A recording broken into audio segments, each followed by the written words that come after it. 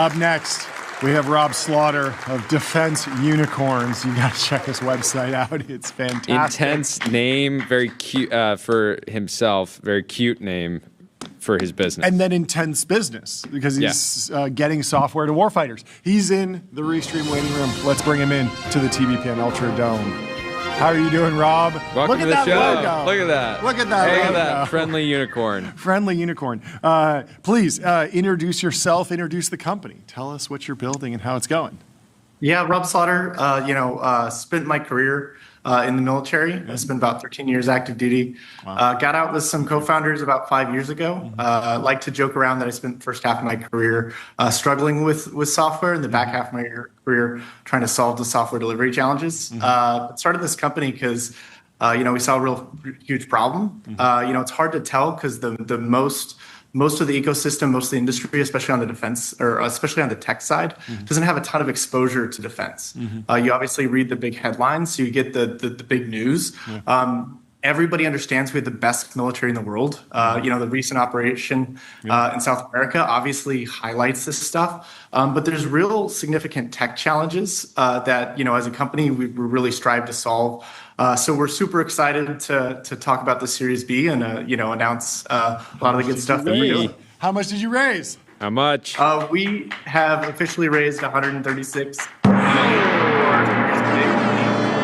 So it's quite, it's fantastic. We're obviously excited to get back to building. Obviously love what we do.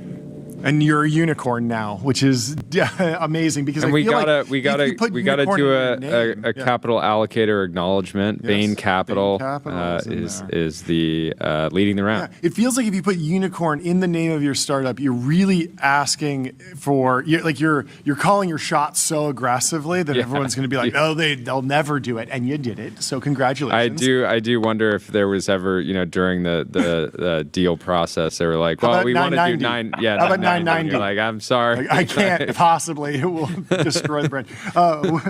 Where does the name come from?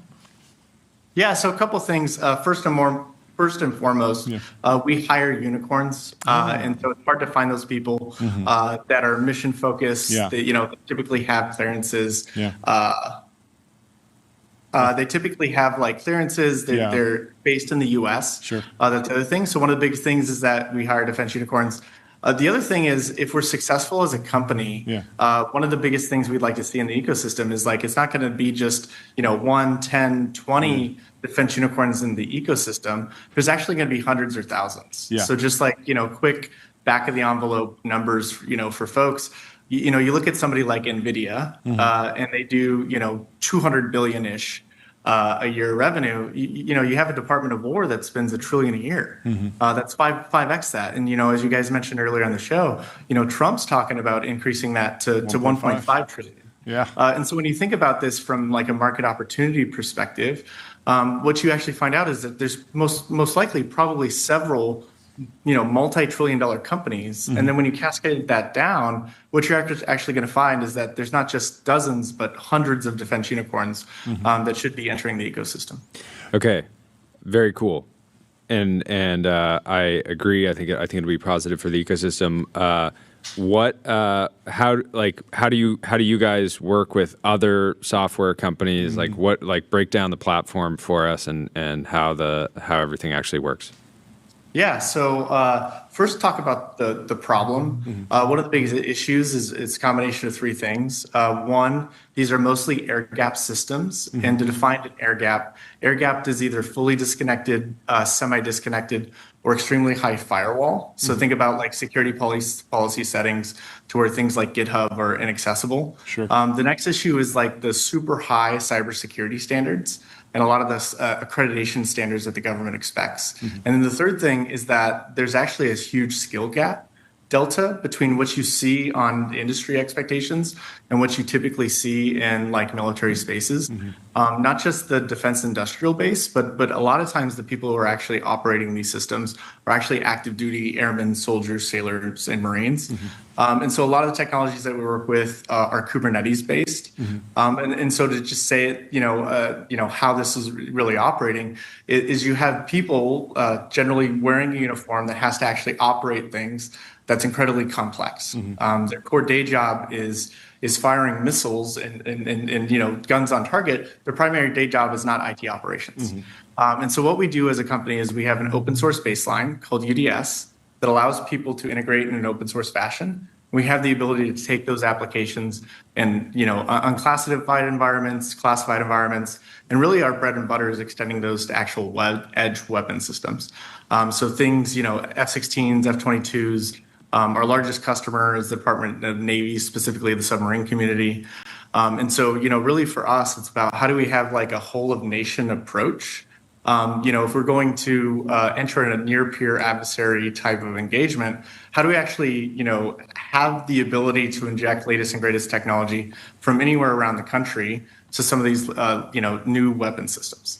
Last question from me. I remember talking to Shyam Sankar at Palantir, and he told this amazing anecdote about the early days of Palantir. They built a piece of software, put a bunch of dots on a map, right? He goes to deliver it, and the machine that they tried to install it on had 1 megabyte of RAM or something. And so it just couldn't run the software. And I'm wondering, you have this Panasonic Tough book on your website.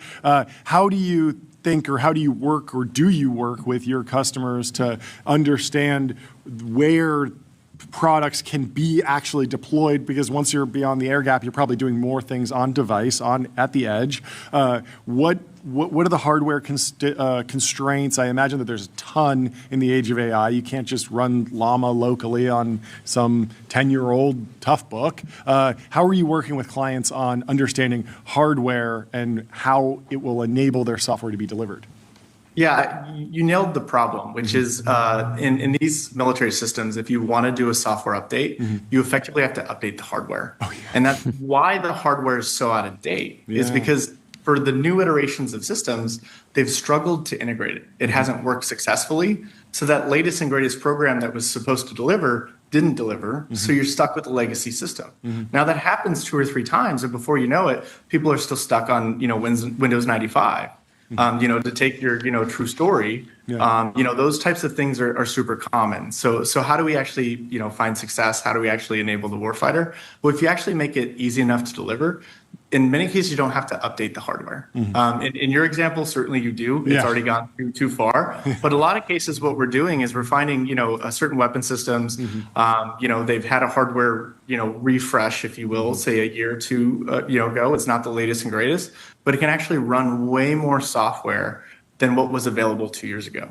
Can you actually do a software update on that slightly older hardware to make it mission effective? And then you also nailed a key fundamental point, which is these things, modern AI is a memory hog.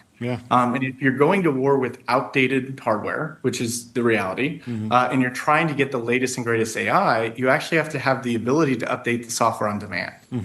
So you might be flying a mission and saying, hey, I need this specialized local AI model. And then the next day you're running a new mission and you might actually need a different AI model.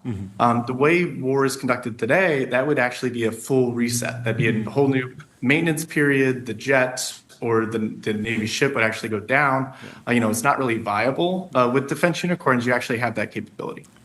That is good to hear. Well, congrats on all the progress. Thanks so much for coming on the show. Break it down for us. I love a business where it's so clear that you had to experience the problem as a team for a decade, and makes so much sense to just keep hiring veterans that have experienced the real pain, not just heard about it on a podcast or something like that. So super exciting, and really congratulations on all the progress. We'll talk to you Thanks. soon. Yeah, great to meet you. Have a good rest of your week. We'll talk to you soon. Cheers.